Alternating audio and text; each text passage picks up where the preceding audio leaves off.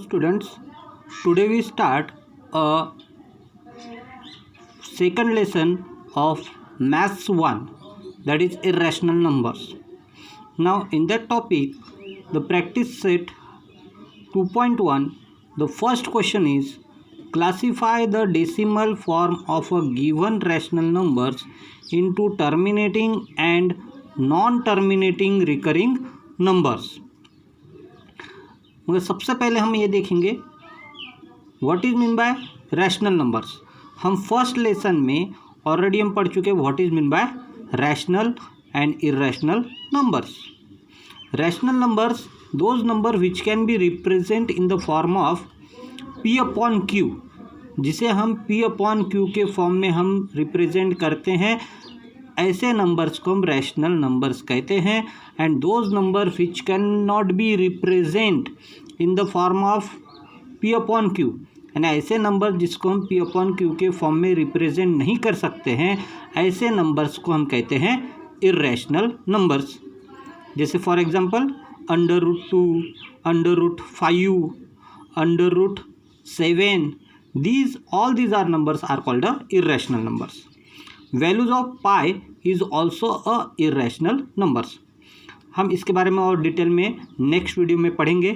चलो इस वीडियो में हम देखते हैं how to determine the decimal form of the rational numbers are terminating और नॉन टर्मिनेटिंग. इसका बहुत ही सिंपल रूल है. पहले तो हम ये देखेंगे what is mean by terminating and non terminating. जैसे हमने फर्स्ट क्वेश्चन लिए 13/5. अगर इसे हम डिवाइड करते हैं तो क्या होगा, 13 इज डिवाइड बाय 5, देन 5 2 ज़ा 10, रिमाइंडर 3. यहाँ पे पॉइंट लेंगे, यहाँ पर हमने ली 0, तो क्या हो गया 5 6 ज़ा 30, देन रिमाइंडर इज 0. यहाँ पर रिमाइंडर 0 आ गया. इसका मतलब हमारा आंसर यहाँ पे टर्मिनेट हो गया, कंप्लीट हो गया.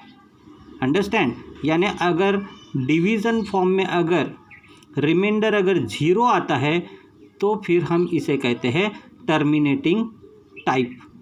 यानी हमारा आंसर यहाँ पे डेसिमल फॉर्म क्या हो गया, यहाँ पे टर्मिनेट हो गया, तो हम इसे कहेंगे 13/5 इज अ टर्मिनेटिंग टाइप. तो सेकंड एग्जांपल में क्या दिया 2/11. अगर 2 को हम 11 से डिवाइड करते हैं तो क्या होगा, पहले तो 2 स्मॉल नंबर है, 0 से डिवाइड करना पड़ेगा. 11 0 ज़ा 0, रिमाइंडर 2, पॉइंट देंगे, यहाँ पर हमने 0 लिए पॉइंट का, तो 11 1 ज़ा 11. अब 20/11 इज 20 - 11 इज 9. फिर से हमने एक 0 लिया, तो यहाँ पर आएगा 8 के टेबल में डिवाइड होगा, 11 8 ज़ा 88. 90/88 इज 2. ठीक है. फिर से हमने 0 लिए, तो देखो यहाँ पे 20 फिर से रिपीट आ गया है ना, 20 रिपीट आ गया. फिर से हम डिवाइड करेंगे तो 11 1 ज़ा 11, यहाँ पे 9, फिर से 11 8 ज़ा 88, फिर से यहाँ पे रिमाइंडर 2 आ गया.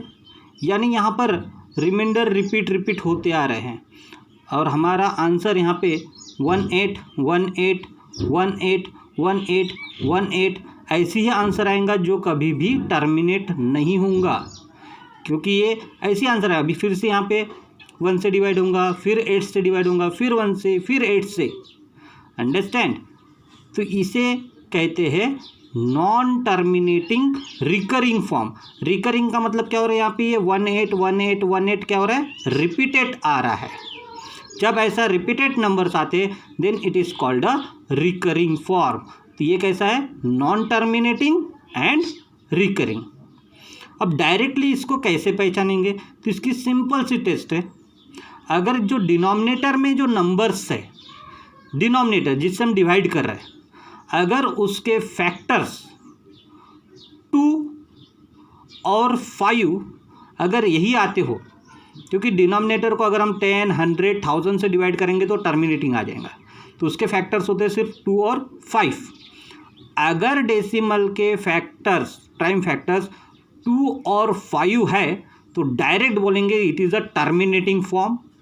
और 2 और 5 के अलावा अगर कोई थर्ड नंबर आ जाता है, कोई भी नंबर, फिर तो हम बोलेंगे directly it is non terminating.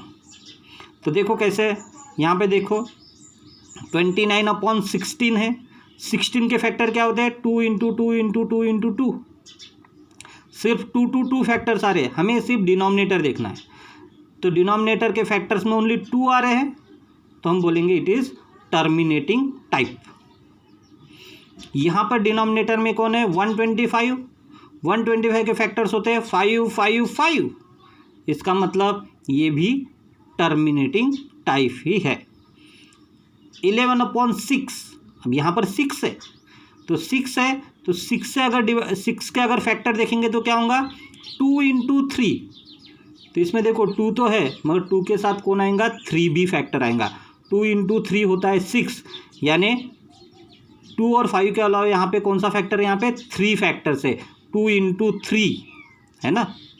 और हमने क्या कहा? सिर्फ 2 या 5 अगर फैक्टर रहेंगे तो टर्मिनेटिंग रहेगा। इसके अलावा कोई अगर थर्ड फैक्टर आ जाता है तो उसे बोलेंगे non terminating.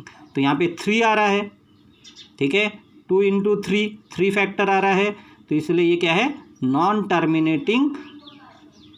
Terminating recurring form.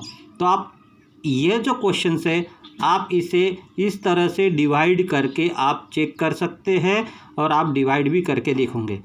और जो इस एक्सरसाइज का प्रैक्टिस सेट 2.1 में जो सेकंड क्वेश्चन है वो आपको सॉल्व करना है। इस तरह से डिवाइड करके आपको उसके डेसिमल फॉर्म में लिखना है। सॉरी, यहाँ पे मैंने उसको डेसिमल फॉर्म में नहीं लिखा। इसका आंसर क्या लिखेंगे? 13/5। इसका आंसर है 2.6। अंडरस्टैंड? तो इस तरह से आपको क्वेश्चन नंबर 1 और क्वेश्चन नंबर 2 दोनों सॉल्व करना है। Thank you.